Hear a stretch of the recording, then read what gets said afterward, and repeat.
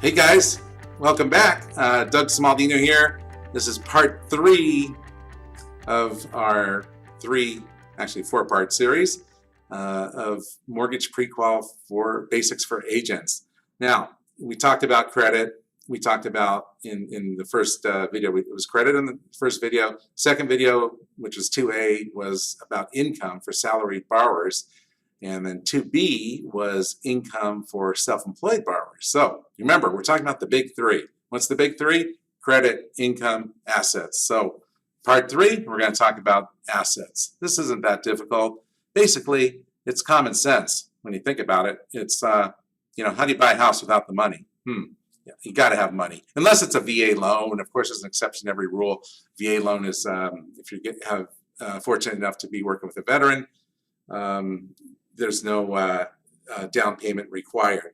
So basically, let's take a look at the slide here.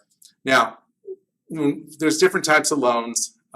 Fannie Mae, Freddie Mac, 5% down up to $679. We can do it. Single family.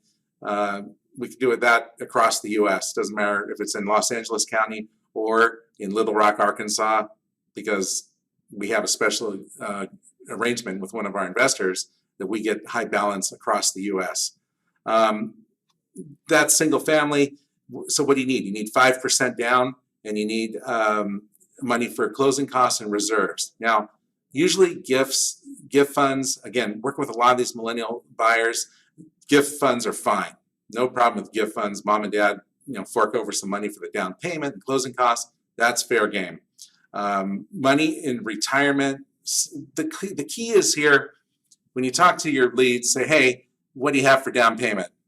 Well, it's always going to be a little difficult question, but more and more people are, the younger millennials are tapping into mom and dad, or they might have, some of these millennials I've noticed are just buyers in general, have pretty decent amount of money in their 401k plans, and they're taking either distributions or loans against the 401k. Now, just that's fair game, by the way. Either are fine for loan purposes, game pre-qual that is, but for tax purposes, you take a distribution, it's a tax hit. You get all the money, but you're going to, probably half of it's going to go to taxes. When you take a loan against the 401k account, generally, every plan's different, but generally you could take up to 50 cents on the dollar.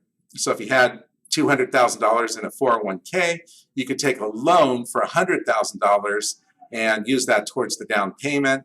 It's totally fine, and it's not a taxable event either. So it's a much better way to go, if possible, to do a loan versus a distribution when taking money out of 401k.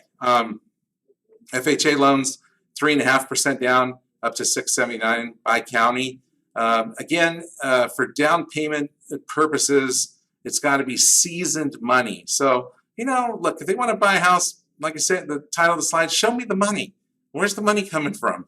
How much do you have? Where'd you get it? Is it in your, if it's mattress money, that's the problem. It's not seasoned. If it's a gift funds, that's okay. If it's an inheritance, that's okay. You just have to be able to paper trail and document it. If the guy's got, $50,000 under his mattress, and he goes and dumps it into the bank, that's not going to work for getting a loan. So remember, it's got to be sourced and seasoned.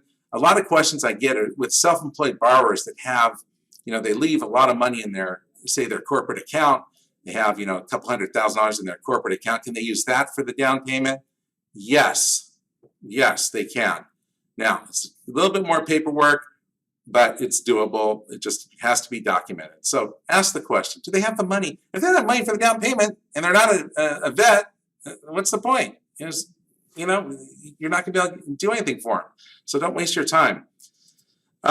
Jumbo is the most restrictive. They're going to want, now we do have 10% down up to $1,850,000 through Union Bank, one of our top lenders. Of course, when you get into 2 to 4 units, it gets a little bit more restrictive with the down payment. They want a little bit more down. They want more reserves. General rule is on single family, they want, a couple months worth of reserves, PITI. What's PITI? Principal, interest, taxes, insurance. In other words, if the payment for everything per month is, say, $3,000, they want to see that you have at least $6,000 to $9,000 in the bank after the close of escrow. So that's it. With that, just want to touch on assets. So remember the big three: it's credit, it's income, it's assets. Thanks so much for coming today, guys. Really appreciate it. Stay safe out there. Reach out anytime. Any new client referrals, just send them to newclient@hillhurstmortgage.com. All right, and be good out there. Cheers.